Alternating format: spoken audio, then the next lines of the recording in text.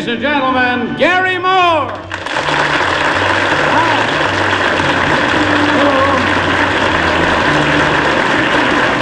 Thank you very much. Thanks, and welcome to every American boy's dream. Enough electric trains. No kid has ever... No, when I was a kid, I had one little electric train, ran around in a little circle at the bottom of the Christmas tree for 1 week every Christmas, and then put it away again till next year. This is really a dream. Our first guest obviously knows a great deal about model railroading, and that well-trained guest will be here as soon as we have soloed our panel here on To Tell the Truth. Gene Rayburn. Peggy Cass. Bill Cullen. And Eddie Carlisle.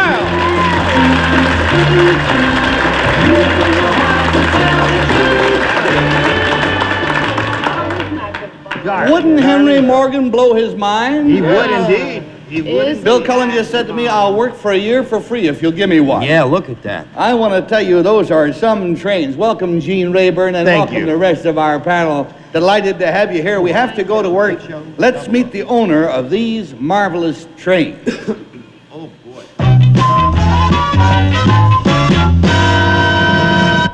Number one, what is your name, please? My name is Carmen Webster, and this is a standard gauge Blue Comet locomotive. It was made by the Lionel Corporation in the 1930s, and this is U.S. Hobby's O-gauge locomotive. Number two, My name is Carmen Webster, and this is a Santa Fe S-gauge diesel locomotive. And this is an HO gauge decapod locomotive made by Pacific Fast Mail. number three, My name is Carmen Webster. This is a TT gauge Northern Pacific diesel made by HP Products. And this is a Southern Pacific N gauge diesel made by Atlas. All right, here is the story of Carmen Webster. It goes like this. I, Carmen Webster, am an authority on model trains. I am also a dealer director of the Hobby Industry Association of America. I am the owner of the largest store in the world, devoted exclusively to model trains and equipment. My corporation also designs and builds highly technical operating displays, such as the train layout seen on NBC television to illustrate the Gemini orbital launching. Here on our stage are two model train layouts. This one is made by Marklin. It is HO, which is the most popular gauge of all. And here we have an N gauge, which is the newest and the smallest. This features Rapido equipment. Interestingly, the average fan is a ripe 33 years of age and spends 10 hours a week on this fascinating hobby. There can be no doubt that the best way to run a railroad is by using model trains. They run on time. Signed, Carmen Webster.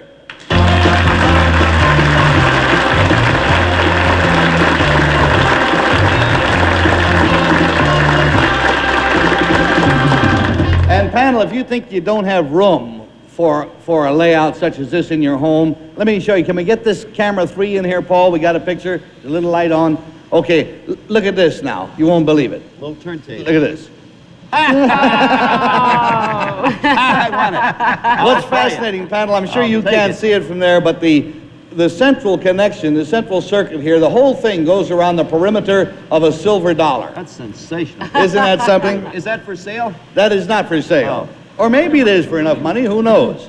Meanwhile, we'll have a few commercials while we watch the trains.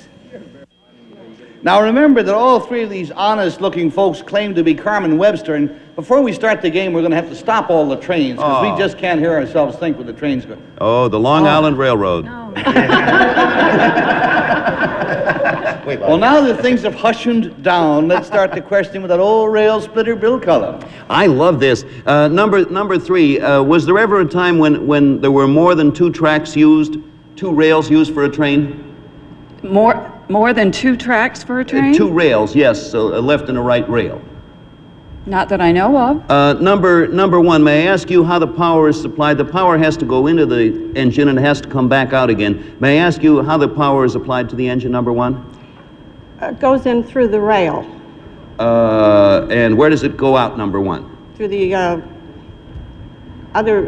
other rail. Certainly makes sense to me. Number three. Oh, come on! I know something And about that's it, and we're going to go to Kitty Carlisle. I like that answer. Where It's a else good would it answer. go out except through the other rail? Well, I don't know. Well, You ask your own smokestack or questions. something? It goes out through the conductor. Let's go to Kitty. Number two, I'm fascinated by the emphasis on the gauges. What does N gauge mean? Well, N gauge or gauge in any one of them means the distance between the rails. Oh, I see.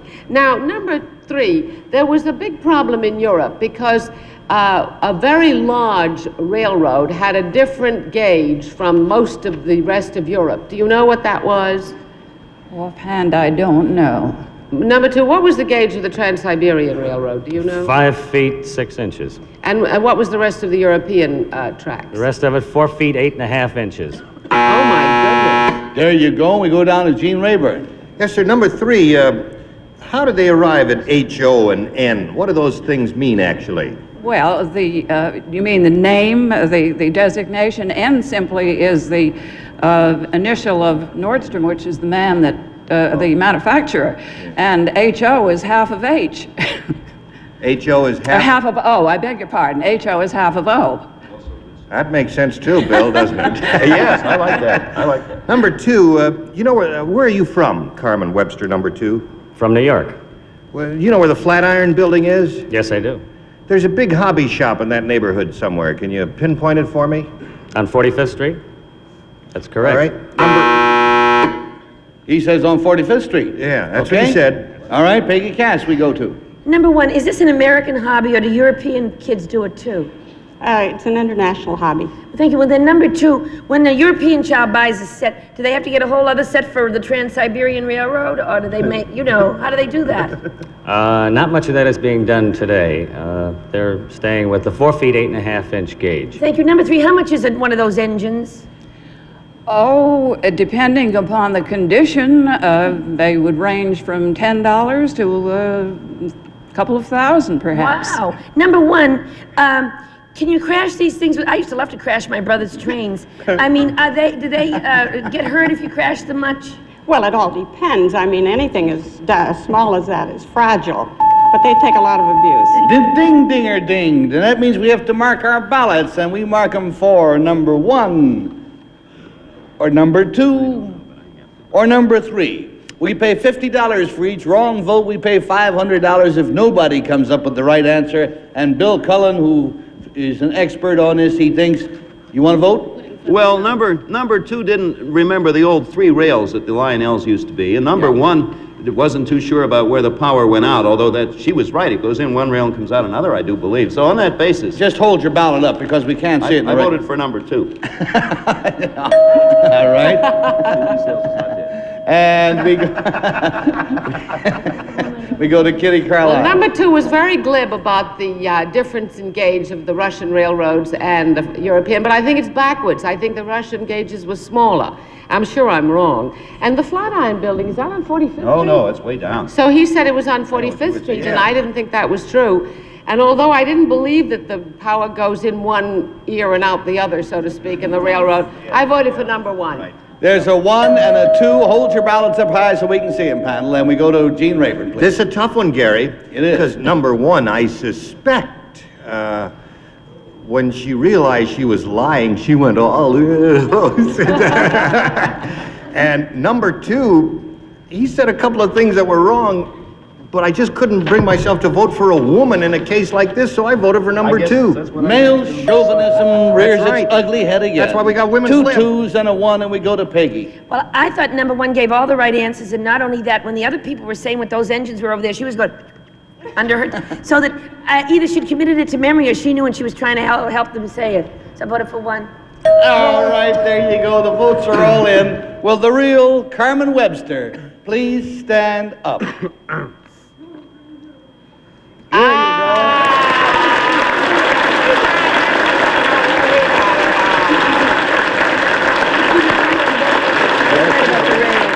Carmen, we'll be back to you in a second. Let's find out about number 2 with 2 wrong votes. What is your real name, sir, and what do you do? My name is Bill Helian, and I'm a television and film director, freelance.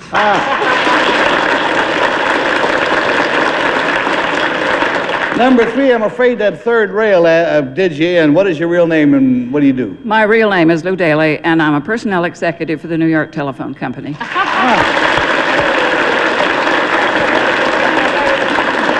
Carmen Webster, just to set the record straight, what is the exact location of your magnificent store? Well, let's give the name first. It's Model Railroad Equipment Corporation, and it's at 23 West 45th.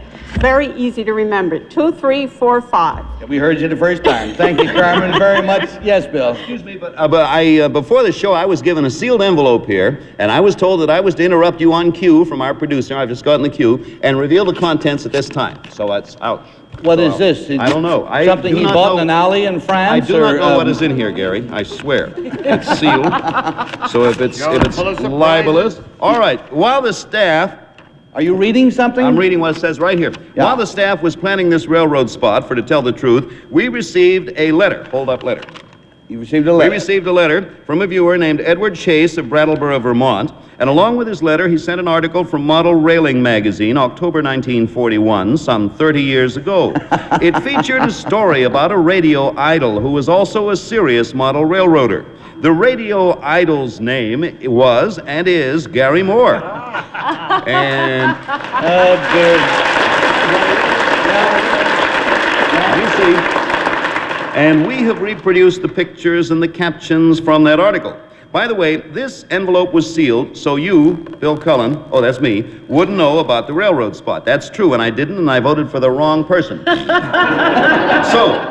So anyway, the radio idol, Gary Moore at the time, would be surprised. Okay, now, Paul Alder, if you'll show us picture number 1, I'll read the captions.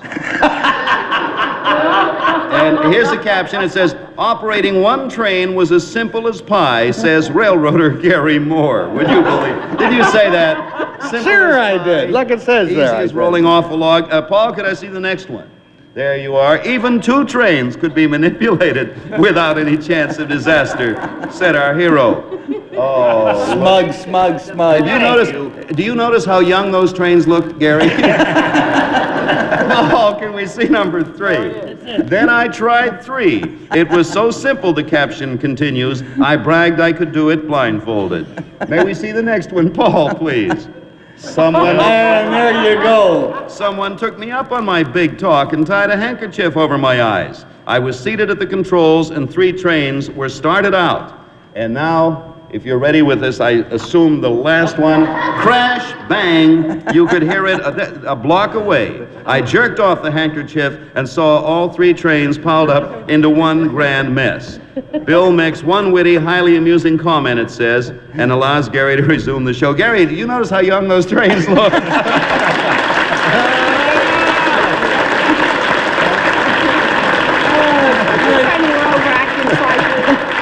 Ham-used pictures. I still have one of those trains on. Would you believe it's developed bags under its wheels? It's true. Thank you, Carmen Webster and Imposters, for being with us here on To Tell the Truth.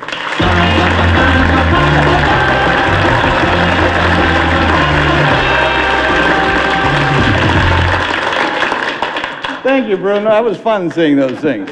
Now, here's the letter, all right? I shall treasure that.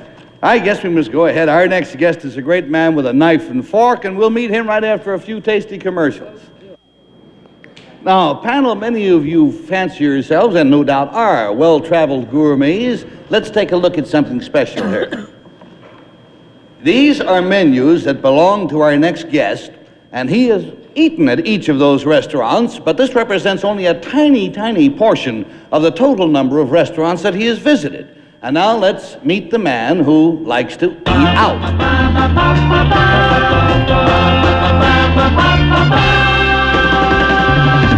Number 1, what is your name, please? My name is Fred Magel. Number 2. My name is Fred Magel. Number 3. My name is Fred Magel. All right, panel, now here's Fred Magel's story. I, Fred Magel, like to eat in restaurants. In fact, I like it so much that I am listed in the Guinness Book of World Records as the world champion restaurant diner. I grew up in a restaurant owning family, but my real interest began when I met and worked with the great Duncan Hines. That was when I first began combining business with gastronomic pleasure. In pursuit of fine meals, I have owned 59 automobiles, flown on 14 different airlines, and dined in 60 different countries. The goal I have set for myself is to dine in 50,000 restaurants, and it looks like I'm going to make it. In a couple of months, I will have eaten in, believe it or not, 34,000 different restaurants. Signed, Fred Magel.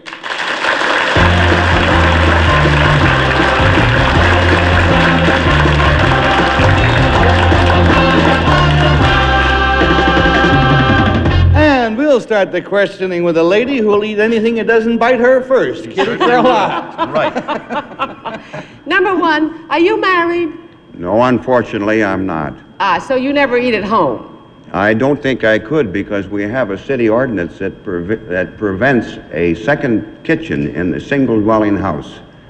So as a result, I couldn't eat at home. It would be a violation of a city ordinance. Who eats in the first kitchen? The people downstairs. I see. I have an apartment in the second I get floor. it. All right. Number two, are you prepared to tell me where the best of anything is, or are you going to say you wouldn't want to answer that I question? wouldn't want to make a preference. Then I won't ask you the next series of questions. Number three, would you tell me? Thank you, Kitty. That was most enlightening. Let's get down to Gene. Number 3, do you know what titralac is? Titralac? Yes. Okay, thank you, number 3.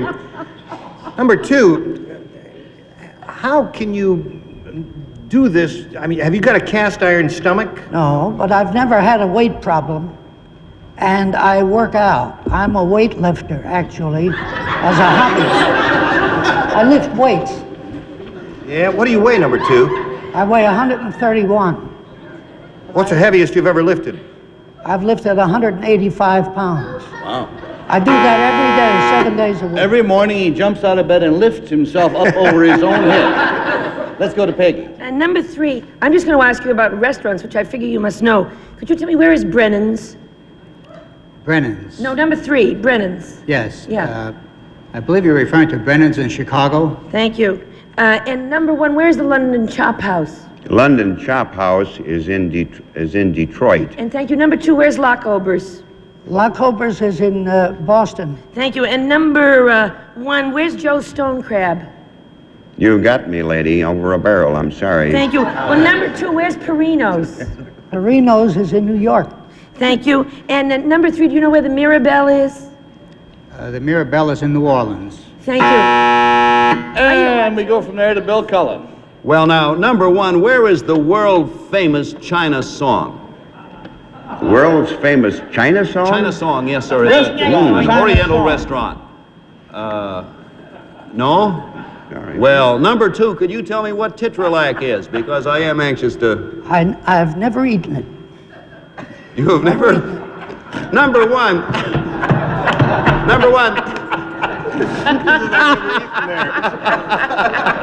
Number 1, let's get this straight. Gene, is there such a thing as titralac? Yes, there Number is. 1, what is titralac, sir? I'm going to have to pass on that one, too. I don't blame you, number 1. It's the silliest question I ever The heard. first thing on the menu at the China song. We're crying out loud. It is time for us to vote. We must hurry. And we must vote for number 1, or for number 2, or for number 3. We pay $50 for each wrong vote. We pay $500 if all the votes are wrong. And Kitty Carlisle, if you had time to mark your Oh, ballot. yes, I've got to vote for number 1. Number 2 is wrong about the Perinos, and number 3 about the Mirabelle. It's got to be number 1. Okay, so put your ballot up in front. We got a 1, and we go to Gene Rayburn, please. Well, I voted for number 3 just because he didn't know what titralac was.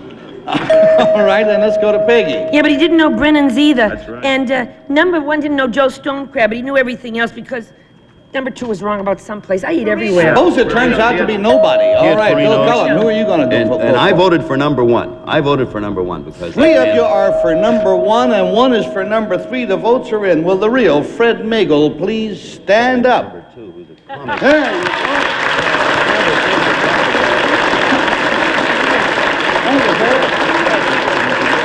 go. let's check out number 2. Number 2, us small fellas got to stick together. I'd have given you my vote. What is your real name and what do you do? My name is Alexander Rose. I'm a novelist. My new novel comes out next month, The Nutley Syndrome. Looking forward to it. And number 3, sir, with one wrong vote. What is your real name, please, and what do you do? My name is Gus Corsolini. I'm a retired lieutenant colonel, presently working as a manufacturer's representative.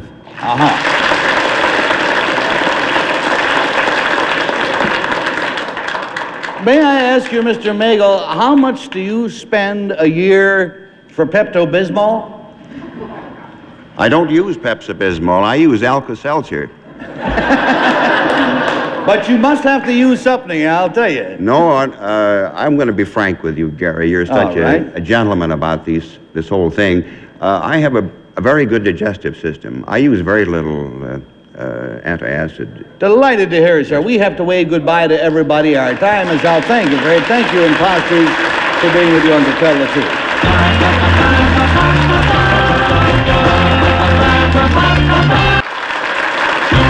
Transportation and other considerations provided by Chevrolet, featuring the 1971 Chevelle, America's most popular mid-size car. New bumpers and grills, same solid, dependable performance at a Chevrolet price. Hotel accommodations, courtesy of the luxurious Park Sheraton Hotel, home of the famous Mermaid Room, right in the heart of Manhattan, convenient to everything.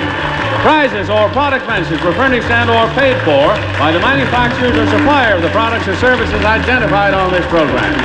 This is Johnny Olson speaking for To Tell the Truth, a Mark Goodson, Bill Todman production.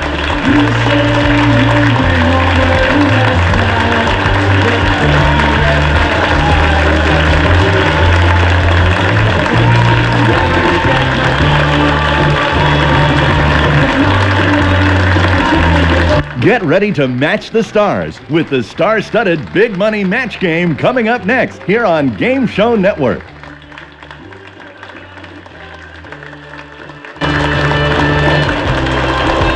Match Game with Gene Rayburn, 7 p.m. Eastern on Game Show Network. You're watching Game Show Network.